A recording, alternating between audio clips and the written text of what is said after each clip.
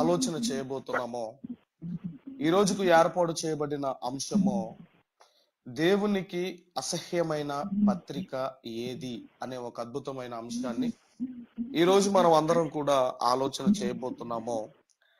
దేవునికి అసహ్యమైన పత్రిక ఏది అనే అంశాన్ని ఈ రోజు మనం అందరం కూడా మరి నేర్చుకోబోతున్నాం. కాబట్టి చాలా శ్రద్ధగా బైబిల్ దగ్గర పెట్టుకొని చెప్పబడుతున్న ప్రతి మాట బైబిల్లో నుండి మీరు చూడవలసిందిగా నేను మనవి చేస్తున్నాను.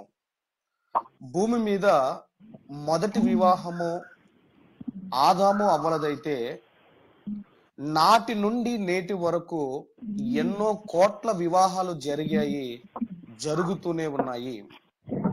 ఎన్నో ఆశయాలతో, ఎన్నో ఆలోచనలతో, ఎన్నో ప్రణాళికలతో వివాహము జరగటం అనేది మనకు తెలిసిందే. వివాహానికి ముందు విడివిడిగా వధూవరులు మరి రాబోయే జీవితం ఎలా ఉండబోతుందో అన్న ఆందోళన, ఏం జరగబోతుందో అన్న ఆందోళన, ఇలా ఉంటే బాగుండు అన్న ఆలోచనలు వధూవరుల్లో కనబడతాయి. వీటన్నింటి మధ్య వివాహము ద్వారా వేసిన మొదటి అడుగు ఇక అప్పటి నుంచి మనం చూడగలిగితే ఎన్నో మరి అప్ అండ్ డౌన్స్ ఉంటాయి, ఎన్నో కష్ట నష్టాలు, మరి సంతోషము, ఆనందం, ఇలా ఇవి ఎప్పటి వరకు ఉంటాయని మనం ఆలోచిస్తే వారి తుది శ్వాస వరకు ఉంటాయి. అందుకే వివాహం అనగానే మనం చూడగలిగితే ఒకరికి ఒకరు సమర్పించుకోవటమే వివాహము అంటారు. నిజమే కదండి. అందుకే వివాహం అంటే ఒకరికి ఒకరు సమర్పించుకోవటమే వివాహము అంటారు. ఎందుకంటే కాంట్రాక్ట్ మ్యారేజెస్ ఉన్నాయి, అగ్రిమెంట్ మ్యారేజెస్ ఉన్నాయి. ఇలాంటివి బైబిల్ ఎప్పుడు కూడా ప్రోత్సహించదు. అంటే దేవుని యొక్క ఆలోచనలకు అంకురార్పణ జరిగేదే ఈ యొక్క వివాహము ద్వారానే. కాబట్టి మనం ఆలోచన చేయగలిగితే, ఎందుకంటే తన నుండి పిల్లలు ఈ భూమి మీద అడుగు పెట్టే బృహత్తరమైన కార్యక్రమమే ఈ యొక్క వివాహము. అందుకే వివాహం గురించి మనందరికీ తెలిసిన మాట హెబ్రీ పత్రిక 13వ అధ్యాయం 4వ వచనంలో వివాహము అన్ని విషయములో ఘనమైనదిగాను అన్నాడు. ఘనమైనదిగాను, పాన్పు నిష్కల్మషమైనదిగాను ఉండవలెను అన్నాడు. అంటే ఏదో ఒక రోజు ఘనమైంది కాదు, ఏదో వివాహము గ్రాండ్ గా ఘనముగా చేయటం ఏదో ఒక రోజు ఘనమైంది కాదు, కానీ జీవితాంతం ఘనమైనదిగా వివాహం ఉండాలి. అయితే దేవుని అనాది సంకల్పము, దేవుని కోరిక ఏదైతే ఉన్నదో అది దెబ్బతిన్నది, అది భగ్నమైనట్లుగా మనకు కనబడుతుంది. ఎందుకంటే ఏ వివాహము కూడా ఎక్కువ కాలం నిలబడటం లేదు, ఏ వివాహం కూడా ఎక్కువ కాలం నిలబడటం లేదు. ఈరోజు దేశాలలోని చట్టాలు ఈరోజు మనం చూడగలిగితే, ఈరోజు దేశంలోని కోర్టుల్లో ఎక్కువగా పెండింగ్ లో ఉన్న కేసులు ఏంటని మీరు ఆలోచిస్తే ఈ విడాకులకు సంబంధించిన కేసులే ఎక్కువగా పెండింగ్ లో ఉన్నాయట. అంటే వివాహము ద్వారా ఒక్కటవుతున్నామని చెప్పే విషయము వేల మందికి చెబుతారు, వేల మంది మధ్యలో ఒకటవుతారు, కానీ విడిపోతున్నాము అనే విషయం మాత్రము ఎవ్వరికీ చెప్పరు. వివాహము ద్వారా ఒక్కటవుతున్నామని ఊరూరు తిరిగి మీరు రావాలండి, మీరు రాకపోతే వివాహమే జరగదన్నంతగా బలవంతం చేసి వేల మంది సమక్షంలో ఒకటైన వారు విడిపోవటంలో మాత్రము గుట్టు చప్పుడు కాకుండా, ఎవరికి తెలియకుండా ఈరోజు విడిపోతున్నారు. అందుకే ఆహ్వాన పత్రిక ఒకటవడానికైతే, కలిసి ఉండడానికైతే, విడిపోవడానికి పత్రికే, అదే విడాకుల పత్రిక. ఇది కూడా పత్రికే. ఒక్కటవ్వటానికేమో శుభలేఖ పత్రిక అయితే, విడిపోవడానికి తీసుకునే పత్రికే పరిత్యాగ పత్రిక, లేదంటే విడాకుల పత్రిక. మరి ఈరోజు దేవునికి అసహ్యమైన పత్రిక ఏదయ్యా అని మనం ఆలోచిస్తే, దేవునికి ఇష్టం లేని పత్రిక ఏదయ్యా అని మనం ఆలోచిస్తే మరి చాలా మంది అనుకుంటారు ఏదంటే రోమ పత్రిక, లేదంటే కొరంది పత్రిక, లేదంటే ఎపేసీలకు రాసిన పత్రిక. అంటే ఏ పత్రికలోనైతే ఎక్కువగా సంఘాన్ని లేదంటే వాళ్ళని తిడతాడో అదే అసహ్యమైన పత్రిక అని అనుకునేవారు కూడా లేకపోలేదు. ఒకవేళ ఇంకా ఇవి కాకపోతే మనం చదివే మరి ఈనాడు పత్రిక, సాక్షి పత్రిక, లేదంటే ఆంధ్రజ్యోతి పత్రిక. ఎందుకంటే ఎక్కువగా క్రైస్తవులను వ్యతిరేకించి రాస్తుంటాడు కదా. మరి దేవుడు అసహించుకునే పత్రిక ఏంటి? బైబిల్లో ఉన్న పత్రికలు ఏవైతే ఉన్నాయో, బైబిల్లో ఉన్న పత్రికలన్నీ కూడా పరిశుద్ధాత్మ ప్రేరణతో రాయబడిన పత్రికలు. అవి సంఘానికి చాలా అవసరమైన పత్రికలు, చాలా అవసరమైన పత్రికలు. మరి దేవుడు అసహించుకునే పత్రిక ఏంటని మనం ఆలోచిస్తే అదే పరిత్యాగ పత్రిక. పరిత్యాగ పత్రిక అంటే చాలా మందికి తెలియదేమో గాని మనం చూడగలిగితే విడాకుల పత్రిక, లేదంటే ఇంగ్లీష్ లో డైవర్స్ అంటారు, మనందరికీ తెలుసు. కాబట్టి కొన్ని పదాలు మీరు ఆలోచిస్తే తెలుగులో కంటే ఇంగ్లీష్ లోనే తొందరగా అర్థమవుతాయి కొన్ని పదాలు. సపోజ్ బస్ స్టాండ్ ఉందనుకోండి, అది తెలుగు పదమా ఇంగ్లీష్ పదమా? రైల్వే స్టేషన్ ఉందనుకోండి, అది తెలుగు పదమా ఇంగ్లీష్ పదమా? మెడికల్ షాప్ కానివ్వండి, హాస్పిటల్ కానివ్వండి, ఇవన్నీ కూడా ఇంగ్లీష్ పదాలు. అంటే కొన్ని పదాలు తెలుగులో కంటే ఇంగ్లీష్ లోనే తొందరగా అర్థమవుతాయి. ఇక్కడ మనం చూడగలిగితే విడిపోవటం అన్నది దేవునికి అస్సలు నచ్చదు. దేవుడు కలిసి ఉండాలని కోరుకుంటాడు. ఎప్పుడు కూడా వేరవటం అనేది దేవునికి అస్సలు నచ్చదు అని మనందరికి అర్థం కావాలి.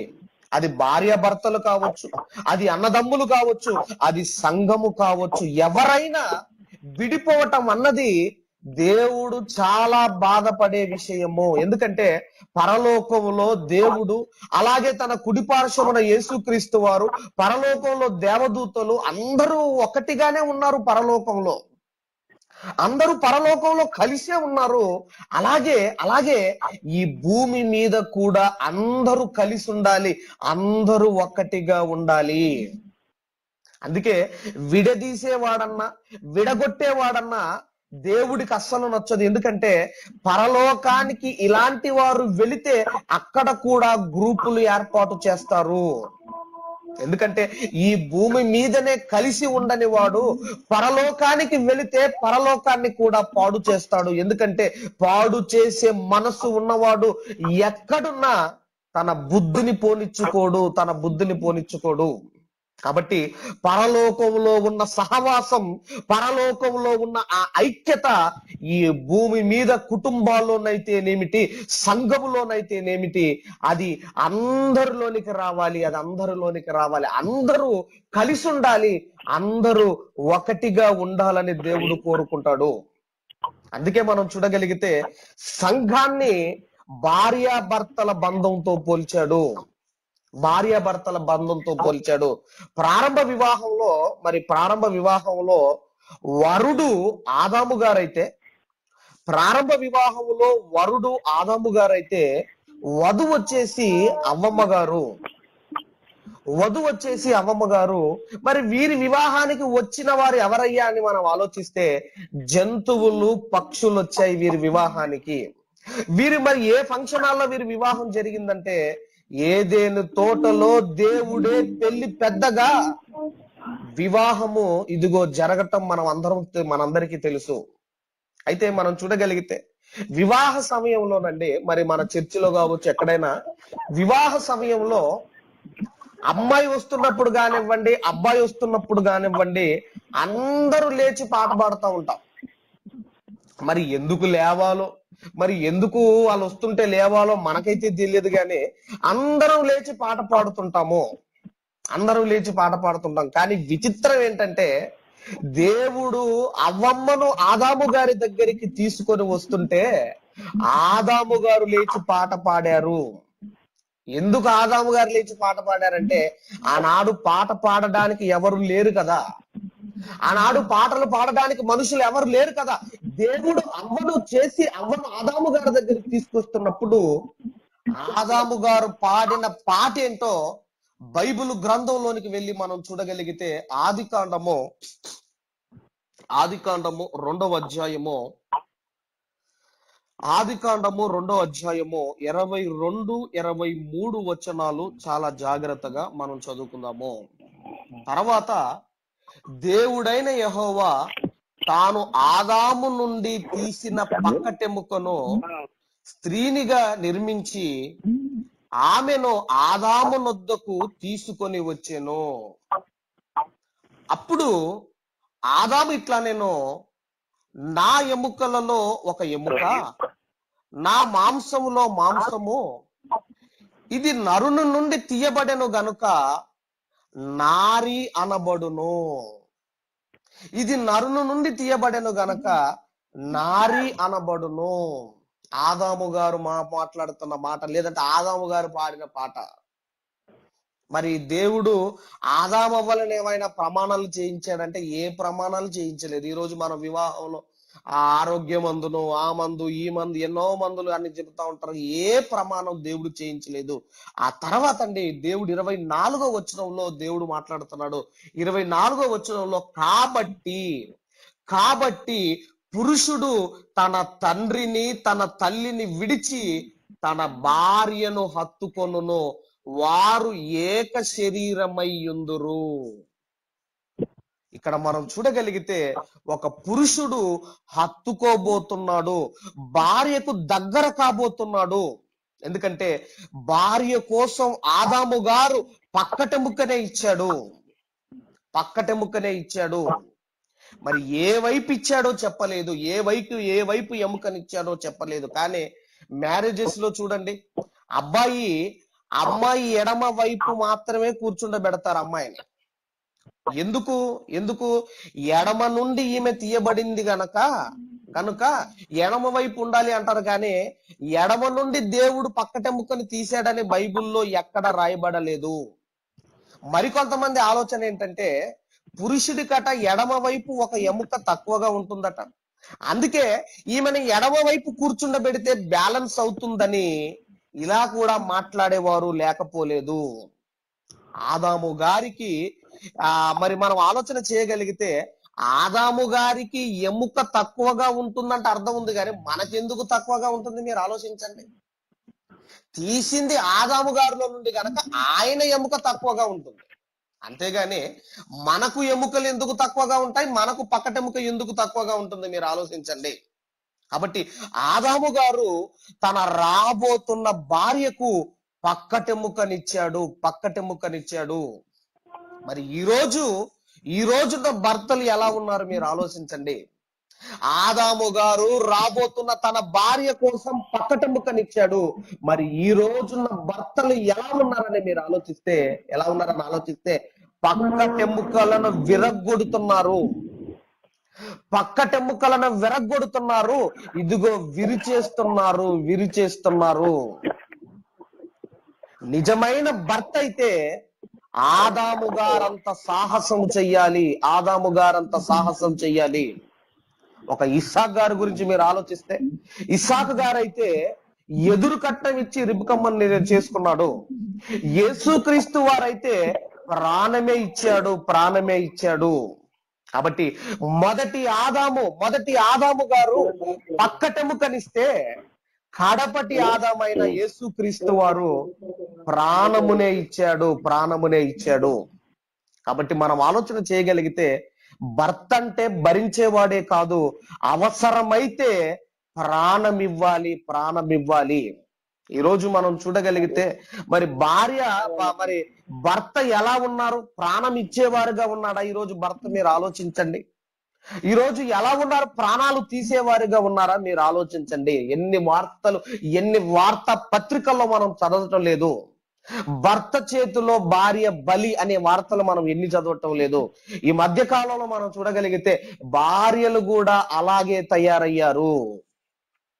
వీళ్ళేదో మంచి వాళ్ళు అనడానికి కూడా లేదు గృహిణులను కూడా, ఎందుకంటే వాళ్ళు కూడా అలాగే తయారయ్యారు. ఎవరి దాకా ఎందుకు మన క్రిస్టియానిటీలోనే బెంగళూరులో అనుకుంటా జరిగిన ఒక న్యూస్ అంటే ఏంటంటే, పాస్టర్ అమ్మ గారు పాస్టర్ గారిని చంపి చర్చిలోనే పాతి పెట్టేసింది, ఎవరికి అనుమానం రాకుండా ఉండాలని, ఎవరికి అనుమానం రాకుండా ఉండాలని. కాబట్టి మనం చూడగలిగితే ఈ మధ్య కాలంలో భర్తలే కాదు, భార్యలు కూడా అలాగే తయారయ్యారు. అందుకే భార్య చేతిలో భర్త బలి అనే మాటలు కూడా మనం వింటున్నాము.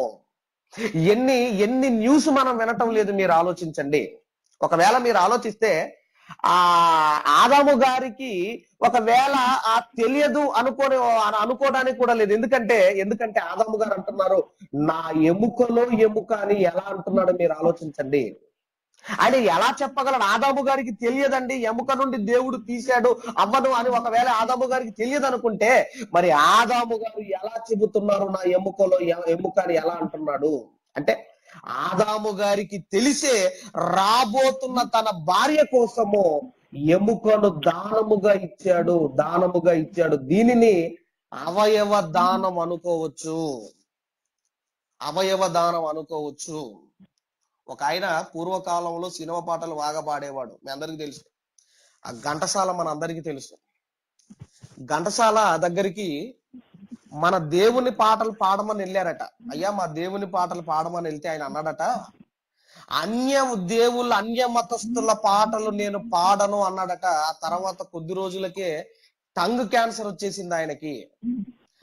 టంగ్ క్యాన్సర్ వచ్చిన తర్వాత అందరు కూడా వెళ్ళిపోయి భార్య దగ్గరికి వెళ్ళిపోయి అన్నారట, అమ్మ మీ ఆయనకు దేవుడు చక్కని గొంతిచ్చాడు, మీ ఆయనకి నీ గొంతిస్తే మీ ఆయన మరలా అలాగే పాడతాడు, కాబట్టి నీ గొంతు ఇవ్వమ్మంటే ఆమె అందంట, నా గొంతు ఇవ్వనంది అందంట. నా గొంతు ఇవ్వను అందంట. కాబట్టి ఇక్కడ మనం చూడగలిగితే రాబోతున్న తన భార్య కోసం ఇదిగో ఆదాము గారు తన ఎముకనే దానం చేశాడు. కాబట్టి మనం చూడగలిగితే ఇక్కడ అంటున్నాడు, అందుకే తన ఎముకనిచ్చి కొనుక్కున్నాడు. కాబట్టి ఎవరికి దగ్గర అవుతాడంటే భార్యకు దగ్గర అవుతాడు. తల్లిని తండ్రిని విడిచిపెట్టి భార్యను హత్తుకుంటాడు. తన తల్లిని తండ్రిని విడిచి అన్నాడు కదండి, తన తల్లిని తండ్రిని విడిచి అన్నాడు కదా. ఎక్కడ విడిచి? అనాథ శరణాలయాల్లోనా, రైల్వే స్టేషన్ లోనా, లేదంటే బస్ స్టాండ్ లోనా? మరి విడిచి అని దేవుడే అన్నాడు కదా అంటారా? ఈ మాటను కూడా చాలా మంది అపార్థం చేసుకుంటున్నారు. దేవుడే విడిచి అన్నాడు కాబట్టి మేము విడిచిపెట్టామండి అనే వాళ్ళు కూడా లేకపోలేదు. ఎందుకంటే తల్లిని తండ్రిని విడచి అన్నాడు. ఇక్కడ మనం చూడగలిగితే ఇక్కడ విడచి అన్న పదానికి మరచి అన్న పదానికి చాలా తేడా ఉంది. అంటే ఇప్పటి వరకు వివాహం కానంత వరకు తల్లిదండ్రికి దగ్గరగా ఉన్నావు, వివాహం అయిన తర్వాత ఇప్పుడు భార్యకు దగ్గరగా ఉంటావు. ఎందుకంటే దేవుడు కూడా ఎక్కడ కూడా తల్లిదండ్రిని మర్చిపోండి అని ఎక్కడ దేవుడు చెప్పలేదు. నీ భార్యను హత్తుకుంటావు గనక వారికి దూరంగా ఉంటావు అన్నాడు దేవుడు. అంతేగాని నీ తల్లిదండ్రిని మర్చిపోండని దేవుడు ఎక్కడ కూడా చెప్పలేదు. ఒకవేళ అలాగా చెప్పుంటే దేవుడు మరి బైబిల్ గ్రంథంలో తల్లిదండ్రుల గురించి ఎన్ని మాటలు రాయించాడో మనందరికీ తెలుసు కదా. నీ తల్లిని నీ తండ్రిని సన్మానించాలని, ఇదిగో తల్లిదండ్రి దూషించు వాని దీపము కారు చీకట్లో ఆరిపోవునని, తల్లిదండ్రిని కొట్టిన వాడిని రాళ్ళు రువ్వి చంపాలని పాత నిబంధన గ్రంథంలో ఎన్ని చోట్ల దేవుడు రాయించలేదు, మీరు ఆలోచించండి. అలాగే క్రొత్త నిబంధనలోకి వచ్చిన తర్వాత ఎఫెసీ పత్రికలో 6వ అధ్యాయంలో ఇదిగో తల్లిదండ్రులకు విధేయులై ఉండండి అన్న మాట మనకు కనబడదా? తల్లిదండ్రులను సన్మానించండి అన్న మాట మనకు కనబడదా? మీరు ఆలోచించండి. ఇక్కడ మనం చూడగలిగితే ఆదాము గారు ఒక భర్తగా ఇదిగో తన భార్యకు దగ్గర కాబోతున్నాడు. ఇక వీరిద్దరూ ఏక శరీరులు అన్నాడు. వివాహం బంధము ద్వారా వేరుగా ఉన్న మీరు ఒకటి కాబోతున్నారు. ఇక నీ శరీరం కోసం నీవెంత ఆలోచిస్తావో ఒక భర్తగా, నీ భార్య దేహం గురించి కూడా నీవు ఆలోచించాలి. ఒక భార్య కూడా తన దేహం కోసం ఎంత ఆలోచిస్తుందో అలాగే తన భర్త దేహం గురించి కూడా భార్య ఆలోచించాలి. ఇలా వివాహము ద్వారా ఒకటైన వారు ఏక శరీరులుగా మారిన వారు ఎట్టి పరిస్థితుల్లో ఎలాంటి సందర్భాల్లో విడిపోకూడదు. కానీ ఈ రోజు ఎక్కడ విడిపోకుండా ఉంటున్నారు మీరు ఆలోచించండి. ఎక్కడ విడిపోకుండా ఉంటున్నారు మీరు ఆలోచించండి. ఒకప్పుడు భారతదేశంలో వివాహాలను చూసి సెల్యూట్ కొట్టేవారు. కానీ ఇప్పుడు పాశ్చాత్య సంస్కృతి అంటే ఫారెన్ కల్చర్ భారతదేశానికి కూడా పాకింది. ఇక్కడ కూడా డేటింగ్లు, ఇక్కడ కూడా అగ్రిమెంట్ మ్యారేజెస్, ఇక్కడ కూడా కాంట్రాక్ట్ మ్యారేజెస్ వచ్చేసాయి. వివాహ వ్యవస్థను భ్రష్టు పట్టిస్తున్నాయి. ఇంకా మీరు చూడగలిగితే మన దేశంలో చట్టాలు, వివాహేతర సంబంధాలు తప్పు కాదనే చట్టాలు వచ్చిన తర్వాత వివాహము యొక్క విలువలు ఏమున్నాయి మీరు ఆలోచించండి. కాబట్టి వివాహము ద్వారా ఒకటైన వారిని ఎవ్వరు వేరు చేయకూడదు, మీరు వేరవ్వకూడదు దంపతులుగా. అలాగని వివాహము ద్వారా ఒకటైన వారిని ఎవ్వరు కూడా వేరు చేయకూడదు. ఆ తర్వాత అండి యేసుక్రీస్తు వారి దగ్గరికి వచ్చారు. యేసుక్రీస్తు వారి దగ్గరికి వచ్చి ఏమని అడుగుతున్నారో ఒకసారి మీరు చూడగలిగితే మత్తయి సువార్త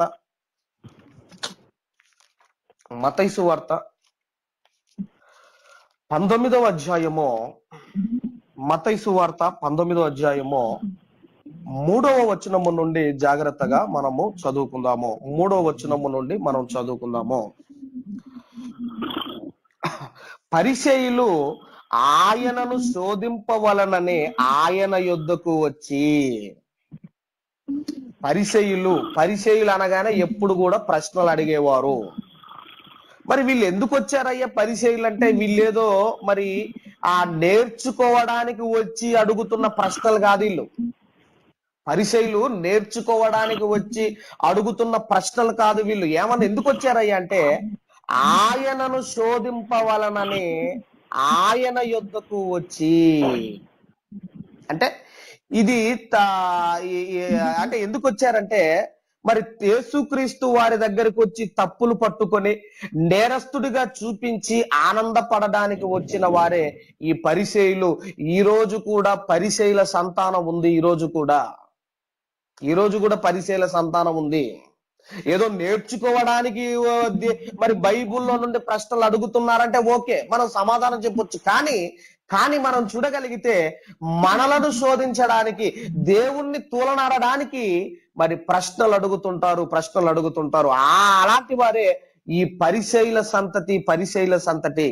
కాబట్టి ఇంకా మనం చూడగలిగితే ఆ 3వ వచనంలో పరిసయ్యులు ఆయనను శోధింపవలనని ఆయన యొద్దకు వచ్చి, ఏ హేతువు చేతనైనను పురుషుడు తన భార్యను విడనాడుట న్యాయమా అని అడగగా. ఏమని అడుగుతున్నారండి?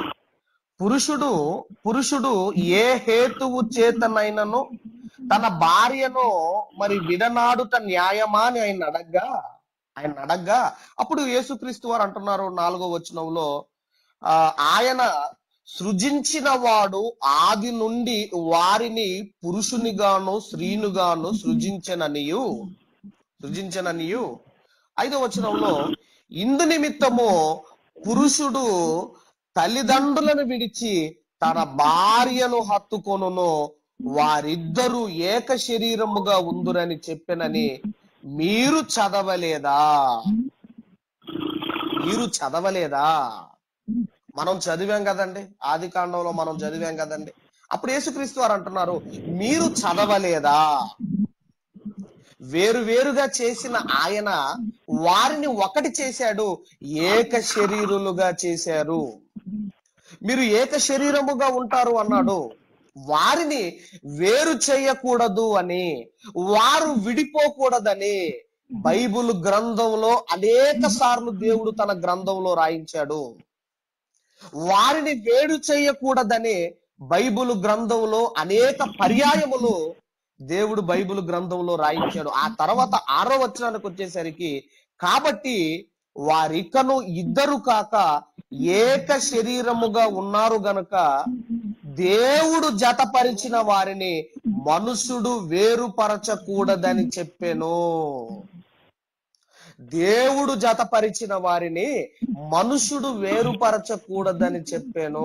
ఇక్కడ మనం చూడగలిగితే ఈ మాట కూడా అపార్థం చేసుకున్నారు. దేవుడు జతపరిచిన వాడు, దేవుడు జతపరిచిన వారు, దేవుడు జతపరిచిన వారంటే ఈ మాటను కూడా అర్థం చేసుకున్నారు. ఎందుకంటే పరలోకంలోనే దేవుడు వివాహాలను జతపరుస్తారు అనుకుంటున్నారు.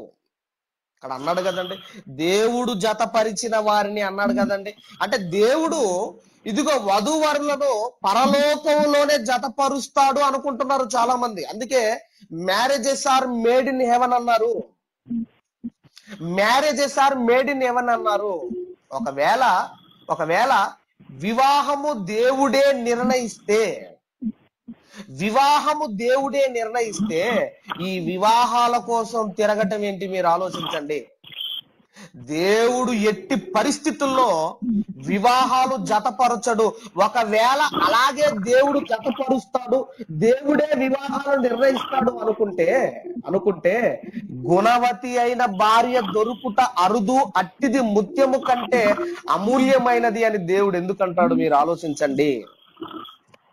ఎందుకంటాడండి ఆ మాట? అంటే ఆ మాటకు అర్థం ఏంటంటే, నువ్వే వెతుక్కో, ఒక మంచి భార్యను, ఒక మంచి వరుడును నువ్వే వెతుక్కో, నువ్వే కష్టపడు. ఎక్కడ పడితే అక్కడ దొరకదు గుణవతి అయిన భార్య. ధనవంతురాలైన భార్య అంటావా? దొరికిద్ది. విద్యావంతురాలైన భార్య అంటావా? దొరికిద్ది. ఉద్యోగస్తురాలైన భార్య అంటావా? దొరికిద్ది. అందగత్తి అంటావా? దొరికిద్ది. కానీ గుణవతి అయిన భార్య దొరకటం చాలా కష్టం. అందుకే నువ్వే వెతుకంటున్నాడు. మీరే వెతుక్కోండి, మీరే కష్టపడండి అంటున్నాడు. పరలోకంలో వివాహాలు దేవుడు నిర్ణయిస్తే వివాహమైన తర్వాత కొంతకాలానికి కలహాలు వచ్చి విడిపోతే మరి ఎవరిని తిట్టుకుంటారో మీరు ఆలోచించండి. ఎవరిని తిట్టుకుంటారండి? అందుకే దేవుడు అస్సలు కలగజేసుకోడు.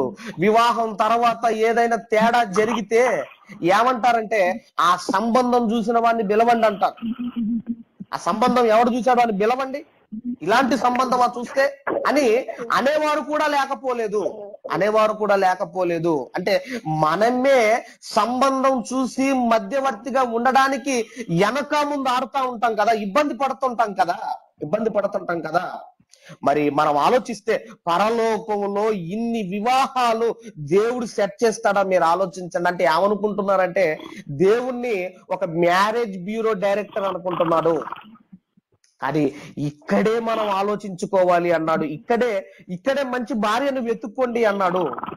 కొంతమంది మరి ఆలోచించండి, మరి 2-3 వివాహాలు చేసుకుంటారు. అంటే అది కూడా దేవుడి సెలక్షన్ ఏనా మీరు ఆలోచించండి. అంటే వివాహంలో మనం ఆలోచిస్తే, వివాహంలో మనం దేవుణ్ణి దింపుతున్నాము. ఆయన కనిపించకుండా దేవుని సన్నిధిలో, మనం దేవుని యొక్క సన్నిధిలో సంఘము ద్వారా జరిగిన వివాహం ఏదైతే ఉందో, సంఘస్థుల మధ్య సంఘంలో జరిగిన వివాహం ఏదైతే ఉందో, ఎవరైతే ఏక శరీరముగా మారారో వారు విడిపోకూడదు, వారిని ఎవరు విడదీయకూడదు. అందుకే అంటున్నాడు 6వ వచనంలో, కాబట్టి వారి ఇకను ఇద్దరు కాక ఏక శరీరముగా ఉన్నారు గనక దేవుడు జతపరిచిన వారిని మనుషుడు వేరుపరచకూడదు అని చెప్పెను. వేరుపరచకూడదు అని చెప్పి వెంటనే అక్కడికి వచ్చిన మరి పరిచయులు అడుగుతున్నారు. 7వ వచనంలో ఏమని అడుగుతున్నారంటే, వెంటనే అందుకు వారు పరిచయులు అడుగుతున్నారు, అలాగైతే పరిత్యాగ పత్రికనిచ్చి ఆమెను విడనాడమని మోసే ఎందుకు ఆజ్ఞాపించనని వారాయనను అడగగా. అంటే వీళ్ళేమని అడుగుతున్నారు, డైవర్స్ ఇవ్వచ్చు కదా, మోషే గారు చెప్పారు కదా, మరి లేకపోతే మోషే గారు అలా ఎందుకు చెబుతాడని అడుగుతున్నారు.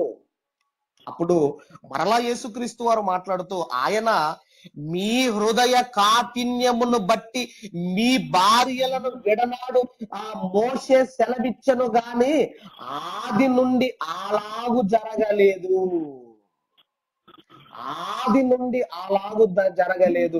మోషే గారు కూడా ఇదిగో డైవర్స్ ఇవ్వచ్చు అని ఎందుకన్నాడంటే మీ మనస్సు యొక్క కాఠిన్యమును బట్టి, మీరు పెట్టే టార్చర్కు మీ చేతుల్లో ఎక్కడ చచ్చిపోతుందో అని ఇదిగో ఇవ్వమన్నాడు. అంతేగాని ఆది నుండి దేవుడికి ఇష్టం లేదు. అంటే దేవుడికి పరిత్యాగ పత్రిక అన్నది అసహ్యమైన పత్రిక అని మనందరికీ అర్థం కావాలి.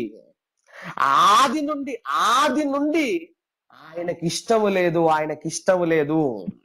ఇంకా దీని గురించి మాట్లాడుతూ మలాకి గ్రంథము, బైబిల్ గ్రంథంలో నుండి మలాకి గ్రంథము, పరిశుద్ధ దేవుని గ్రంథంలో నుండి మలాకి గ్రంథము 2వ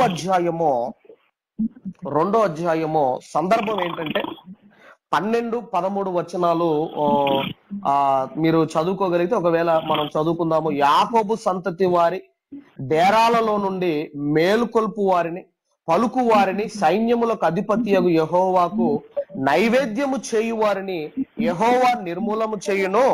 మరియు 2వసారి మీరు అలాగునే చేయుదురు. నా బలిపీఠమును మీరు ఏడుపుతోనూ కన్నీళ్లతోనూ రోదనతోనూ తుడుపుదురు. కాబట్టి ఆయన మీ నైవేద్యములను అంగీకరింపకయు తనకు అనుకూలము కాని అర్పణలను మీ చేత తీసుకొనకయున్నాడు. అక్కడ సందర్భం ఏంటంటే మందిరానికి అర్పణలు తీసుకొస్తున్నారు. అయితే అది దేవుడు అంగీకరించటం లేదు. ఎందుకు వారి యొక్క అర్పణలు దేవుడు అంగీకరించటం లేదు అంటే కింద వివరణిస్తున్నాడు. 14వ వచనంలో వివరణిస్తున్నాడు. 14వ వచనం మనం చూడగలిగితే 14వ వచనంలో అది ఎందుకని మీరు అడగగా, మా అర్పణలు దేవుడు ఎందుకు స్వీకరించటం లేదు, ఆయన ఎందుకు స్వీకరించటం లేదా అని వీళ్ళు అడిగినప్పుడు అంటున్నాడు, అది ఎందుకని మీరు అడగగా, యవన కాలమందు నీవు పెళ్లి చేసుకొని అన్యాయముగా విసర్జించిన నీ భార్య పక్షమున యెహోవా సాక్షి ఆయెను. అది నీకు తోటిదై నీవు చేసిన నిబంధనకు పాత్రురాలు కదా, నీ పెండ్లి భార్య కదా అంటున్నాడు. చూడండి, అంటే నీవు విడనాడిన భార్యకు నేను సాక్షిగా ఉన్నాను అంటున్నాడు. దేవుడు ఎవరికి సాక్షిగా ఉంటాడంటే ఎవరికి అన్యాయం జరుగుతుందో, ఒక భార్యకు కావచ్చు, ఒక భర్తకు కావచ్చు, ఒక భర్తకు కావచ్చు, ఎవరికి అన్యాయం జరుగుతుందో దేవుడు వారి పక్షమున ఉంటాడు. ఎందుకంటే ఈరోజు మనం చూడగలిగితే ఆ బాబా సంఘాలు వెలిశాయి. బాబా సంఘాలంటే భార్య బాధితుల సంఘాలు కూడా వెలిశాయి. ఇక్కడ పురుషులు చెడ్డవాళ్ళని చెప్పడానికి లేదు, అలాగని స్త్రీలు చెడ్డవారని చెప్పడానికి లేదు. ఇద్దరిద్దరుగానే మారిపోయారు. అందుకే ఎవరికైతే, అయితే అమ్మాయి కావచ్చు, అయితే భర్తకు కావచ్చు, లేదంటే భార్యకు కావచ్చు, ఎవరికైతే అన్యాయం జరుగుతుందో, ఎవరైతే అన్యాయం చేస్తున్నారో వారి పక్షాన దేవుడు ఉంటాడు. ఈ రోజండి చిన్న చిన్న కారణాలకే ఈరోజు విడాకులు తీసుకుంటున్నారు. ఎలాంటి కారణాలంటే మీరు ఆశ్చర్యపోతారు. మొన్న ఈ మధ్యనే కూరలో ఉప్పు ఎక్కువైందంట. కూరలో ఉప్పు ఎక్కువేసిందని భార్యకు విడాకులు ఇచ్చాడు ఒక భర్త. మీరు కూడా చూసే ఉంటారు. కూరలో ఉప్పు ఎక్కువైనందుకంటండి. మరి అలా అనుకుంటే ఎన్నిసార్లు కూరలో ఉప్పు ఎక్కువ కాదు మీరు ఆలోచించండి. ఎన్నిసార్లు అలా మరి ఈ కూరలో ఉప్పు ఎక్కువైన ప్రతి ఒక్కరు కూడా భార్యకు విడాకులు ఇచ్చుకుంటూ వెళితే ఏ కాపురాలు నిలబడతాయి మీరు ఆలోచించండి. ఏంటంటే కూరలో ఉప్పు ఎక్కువ వేసినందుకు భార్యకు విడాకులు, అంటే విడాకులు ఇచ్చాడు ఒక భర్త. ఉప్పెక్కు వేస్తే విడాకులు, కూర మాడిపోయిందన్న విడాకులు. ఈ కారణాలక మీరు ఆలోచించండి. మరొక మీరు చూడగలిగితే ఆ గృహిణి లేదంటే భార్య ఉరి పోసుకొని చనిపోయింది. కారణం ఏంటంటే భర్త కూర బాగలేదు అన్నందుకు భార్య ఫీల్ అయిపోయి ఉరి పోసుకొని చనిపోయిందంటండి. ఈ కారణానికేనా? భర్త కూర బాగలేదన్నందుకు ఈ కారణానికి ఫీల్ అయిపోయి ఉరి పోసుకొని చనిపోయిందంట. అంటే వీరికి వివాహ బంధంలో ఉన్న దేవుని సంకల్పము కానివ్వండి, దేవుని ప్రణాళిక కానివ్వండి, వీరికి ఏమన్నా అర్థమైందంటారా? అందుకే అంటున్నాడు, నీవు అన్యాయముగా విడిచిపెట్టావు అంటున్నాడు. ఆ 14వ వచనంలో, నీవు అన్యాయముగా విసర్జించిన నీ భార్య పక్షాన యెహోవా సాక్షి ఆయను. ఆనాటి కాలంలో ఇశ్రాయేలీలలో జరుగుతున్న దారుణం ఇది. ఆనాటి కాలంలో ఇశ్రాయేలీలు యవన కాలంలో వివాహాలు చేసుకుంటున్నారు, కొంతకాలానికి విడిచిపెడుతున్నారు. కాబట్టి మనం చూడగలిగితే ఆ టైంలో దేవుడు కోపంతో మాట్లాడుతున్న మాటలే మనం చూస్తున్నాం. ఇక 15వ వచనానికి రాగలిగితే అంటున్నాడు ఆయన 15వ వచనంలో, కొంచెముగానైనను దైవాత్మ నొందిన వారిలో ఎవరును ఇలాగు చెయ్యలేదు. ఒకడు చేసినను ఏమి జరిగేను, దేవుని చేత సంగతి నొందవలనని అతడు యత్నము చేసెను గదా. కాగా మిమ్మును మీరే జాగ్రత్త చేసుకొని యవ్వన కాలములో పెళ్లి చేసుకొనిన మీ భార్యల విషయములో విశ్వాసఘాతకులుగా ఉండకుడి. దేవుడు ప్లీజ్ అని దేవుడు బ్రతిమలాడుతున్నాడు.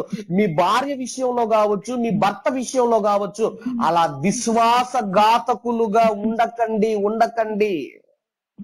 ఉండకండి అని దేవుడు బ్రతిమిలాడుతున్నాడు. ప్లీజ్ అలా అన్యాయం చెయ్యకండి అని దేవుడు బ్రతిమిలాడుతున్నాడు. ఎంతో నమ్మి నీతో వచ్చింది కదా నీ భార్య, నిన్ను నమ్మి నిన్ను చేర్చుకున్నాడు కదా నీ భర్త. కాబట్టి మనం ఆలోచిస్తే విశ్వాసఘాతకులుగా ఉండకండి అంటున్నాడు. ఒకవేళ భార్య విషయంలో అయితే భార్యను గురించి అన్నాడు కదండి, ఆమె బలహీనమైన ఘటము అన్నాడు. వారిని నిష్ఠూర పెట్టకండి అన్నాడు, వారిని ప్రేమించండి అన్నాడు, భార్యను సన్మానించండి అన్నాడు. ప్రతి చిన్నదానికి విడాకుల వరకు వెళ్ళాలని ఎందుకు అనుకుంటున్నారు? వద్దు, అది మంచిది కాదు. ఇక 16వ వచనంలో చివరిగా అంటున్నాడు, 16వ వచనంలో, భార్యను పరిత్యజించుట నాకు అసహ్యమైన క్రియ అని ఇశ్రాయేలీయుల దేవుడగు యెహోవా సెలవిచ్చుచున్నాడు. అందుకే మనం ముందే చెప్పుకున్న అంశము, దేవునికి అసహ్యమైన పత్రిక ఏదయ్యా అంటే అది పరిత్యాగ పత్రిక. అందుకే అంటున్నాడు 16వ వచనంలో, భార్యను పరిత్యజించుట నాకు అసహ్యమైన క్రియ అని ఇశ్రాయేలీల దేవుడగు యెహోవా సెలవిచ్చుచున్నాడు. మరియు ఒకడు తన వస్త్రములను బలత్కారముతో నింపుట నాకు అసహ్యమని సైన్యములకు అధిపతియగు యెహోవా సెలవిచ్చుచున్నాడు. కాబట్టి మీ మనస్సులను కాచుకొనుడి, విశ్వాసఘాతకులు కాకుడి. కాబట్టి విడిచిపెట్టుట, విడాకులివ్వుట అనేది ఏదైతే ఉన్నదో, విడాకులు ఇవ్వటం అనేది ఏదైతే ఉన్నదో అది దేవునికి అసహ్యమైన క్రియ. విడాకుల పత్రం మీద సంతకం పెట్టు అంటున్నారు కదా, తీసుకొని సంతకం పెట్టాను అంటున్నారు కదా, విడిపోతే ఆనందంగా ఉంటాము అంటున్నారు కదా. విడిపోతే ఆనందంగా ఉంటామని ఎవరు చెప్పారు నీకు? అసలు ఎవరు చెప్పారు విడిపోతే ఆనందంగా ఉంటారని? ఆనందము, మేలు, సంతోషం అన్నది ఐక్యతలో ఉంది, కలిసి ఉండటంలో ఉంది, ఒక్కటిగా ఉండటంలో ఉంది. అది అన్నదమ్ములు కావచ్చు, అది భార్య భర్తలు కావచ్చు, అది సంఘము కావచ్చు. విడిపోతే ఆనందం ఉంటుంది అనుకోవటం అది భ్రమ. ఈ మధ్య కాలంలోనండి పిల్లలు లేకపోతే విడిపోతున్న వారు ఉన్నారు. పిల్లలు కలగటం లేదని విడిపోతున్న వారు ఉన్నారు. ఆ ఓర్పు ఉండదు, సహనం ఉండదు. మరి అబ్రహాం గారికి ఎన్ని సంవత్సరాలు పుట్టారండి? మరి 100 సంవత్సరాలు పుట్టాడు. ఆ విశ్వాసం లేదా? ఆ ఓర్పు లేదా? ఆ నిరీక్షణ లేదా? పిల్లలు లేకపోతుంటే విడాకులు తీసుకునేవారు కొంతమంది. ఆ తర్వాత పిల్లలు కలిగాక కూడా విడాకులు తీసుకుంటున్న వారు మరి కొంతమంది. మరి పిల్లలు ఏమైపోవాలి మీరు ఆలోచించండి. ఆ పిల్లలు ఏమైపోవాలండి మీరు ఆలోచించండి. ఈ మధ్య కాలంలోనే హైదరాబాద్ లో జరిగిన ఒక సందర్భం మీకు చెప్తాను, జాగ్రత్తగా వినండి. హైదరాబాద్ లోనండి భార్య భర్తలకు ఇద్దరు పిల్లలు అయిన తర్వాత భార్య భర్తలకు పడక కోర్టుకు వెళ్ళిపోయారు. కోర్టుకు వెళ్ళిన తర్వాత డైవర్స్ అప్లై చేశారు. అప్లై చేసిన తర్వాత ఆ జడ్జి గారు ఏమన్నారంటే, అమ్మా పిల్లల్ని నీ దగ్గరే ఉంచుకోమన్నాడు. ఆ తర్వాత వేరుగా ఉంటున్నారు. ఎప్పుడైనా భర్త పిల్లల దగ్గరికి వస్తే భార్య కలవనివ్వటం లేదు, భార్య రానివ్వటం లేదట. ఆ తర్వాత మరలా కోర్టులో కేసేసాడు భర్త. ఆ తర్వాత జడ్జి గారు అన్నారు, అమ్మా నీ భర్త నుండి ఇంకా నీకు విడాకులు మంజూరు చేయలేదు, ఇంకా మేము డైవర్స్ ఇవ్వలేదు కదా, నువ్వు ఎందుకు నీ భర్తను రానివ్వటం లేదు అని గర్దించారు. ఆ తర్వాత అండి ఆ భర్త వెళ్ళటం ఇలా కొన్ని రోజులకు జరిగింది. ఏంటంటే ఏమైందో ఏమో గాని ఆ ఇద్దరు పిల్లల్ని పార్క్ తీసుకెళ్తాను, హోటల్ కు తీసుకెళ్తాను అని తీసుకెళ్లాడు.